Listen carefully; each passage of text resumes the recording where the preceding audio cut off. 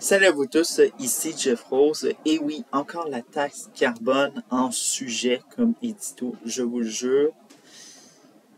Acte 2 officiel et l'acte 1, eh bien, il sera dans le i, évidemment, si vous voulez le revoir, évidemment. Nous étions, je pense, au printemps lors du budget fédéral et on en parlait, évidemment. Alors donc, évidemment, si vous voulez vous remettre un peu dans le sujet à quel point que la matière environnementale du Parti libéral, c'est assez médiocre, eh bien, je vous invite à aller voir mon édito que j'ai fait. Alors donc, taxe carbone, acte 2, eh bien, la colère monte, évidemment, autour de Justin Trudeau. Ça ne cesse d'augmenter. Mais pour Justin Trudeau, évidemment, comme je l'ai dit, bulle Trudeau, tout va très bien, je suis très aimé, mais évidemment, ce n'est pas le cas dans la population générale. Alors donc, il y a eu cette suspension de la taxe carbone le 27 octobre. Alors donc, accompagné de ces députés libérales de l'Atlantique, alors donc, des provinces de l'île du Prince-Édouard, du Nouveau-Brunswick, de la Nouvelle-Écosse et ainsi que de Terre-Neuve et Labrador.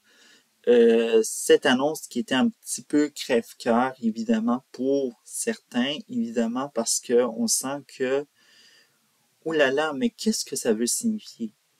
Eh bien, officiellement, une stratégie électorale, car nous sommes à 2 ans de l'élection fédérale de 2025 et les intentions de vote dans cette région du Canada est tout à fait catastrophique. Alors donc, les conservateurs qui pourraient faire une déconfiture au Parti libéral et évidemment, la critique ne s'est pas fait attendre du côté du chef de l'opposition officielle, Pierre Poilievre, qui accuse, et ça ce n'est pas une accusation, je m'excuse, mais c'est tout à fait une panique parce que évidemment on sent que Justin Trudeau aime beaucoup faire dépenser les Canadiens et faire mal à leur portefeuille, surtout lorsqu'il est question de l'essentiel. Et tout comme pour cette taxe carbone officielle, c'est plus devenu soi-disant-le, un mal dans le portefeuille des ménages canadiens qu'un bienfait pour l'environnement. Tout ça parce que les gens de l'Atlantique chauffent au mazout et ça majoritairement. Bref. Alors donc, cette suspension, on ne sait pas si elle a été bien accueillie ou quoi que ce soit, mais dans la région des Prairies, soit l'Alberta, le Manitoba et la Saskatchewan,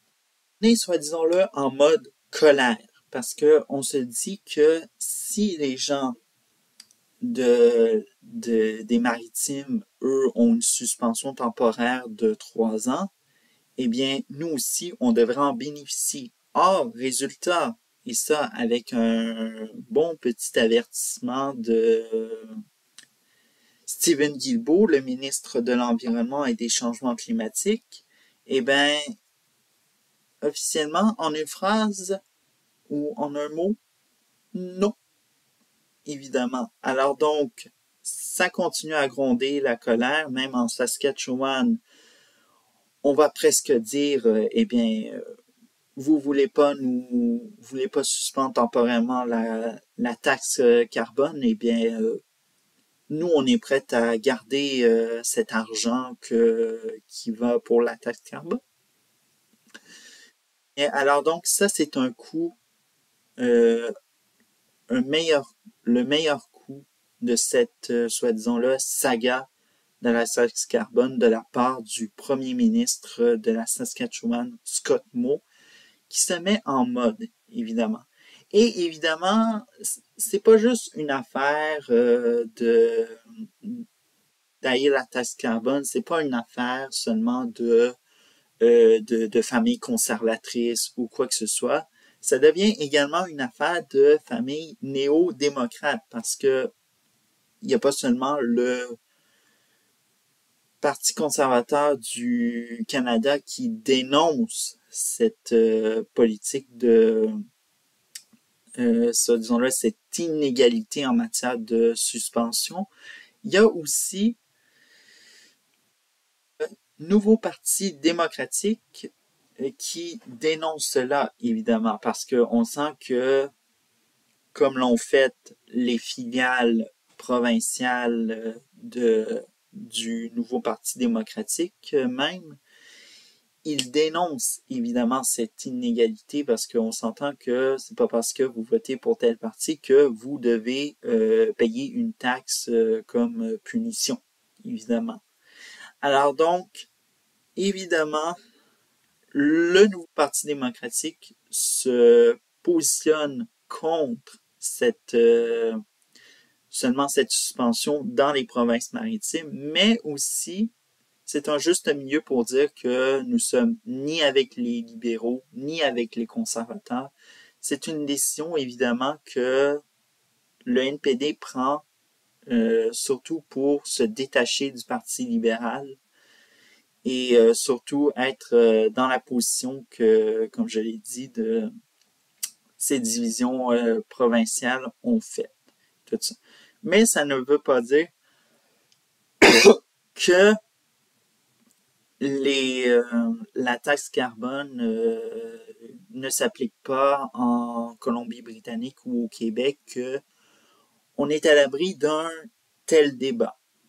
Alors donc, surprise, je ne vous fais pas vous le dire que la colère gronde en Colombie-Britannique aussi pour que la taxe carbone, qui est un programme indépendant de celui du fédéral, soit suspendu. Et évidemment, on est à 1 an de la campagne électorale en Colombie-Britannique et bien sûr pour le premier ministre de la Colombie-Britannique, David Eby, ça commence à faire de la pression et on ne sait pas qu'est-ce qui se passe, mais évidemment, tout juste pour vous dire qu'en même temps, il y a de la pression parce qu'il y a une rencontre des premiers ministres des provinces et territoires à Halifax et ça risque d'accentuer de la pression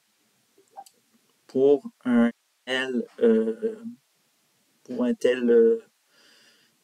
demande, surtout parce que il faut savoir que évidemment que cette taxe, comme je l'ai dit, est plus, soit disons-le, un coût de plus et qui fait mal au portefeuille des ménages canadiens que en matière environnementale. Et ça, actuellement, Justin Trudeau est pris entre deux feux. Soit faire payer plus cher les Canadiens et Canadiennes pour, soit disons-le, appauvrir au nom de l'environnement. Et vous avez le cri du cœur de certains Canadiens et Canadiennes qui en ont marre de toujours payer un prix cher au nom du coût de la vie. Eh bien, voilà ce qui se passe actuellement chez Justin Trudeau. Et on sent que Justin Trudeau va malheureusement en payer le prix. Comme je l'ai dit, à 2 ans de l'élection fédérale, eh bien, ce n'est pas une suspension temporaire de la taxe carbone qui va faire changer l'opinion publique et bien sûr les intentions de vote, évidemment. Alors donc, c'est tout pour cet édito et bien sûr, à lundi prochain. Ciao!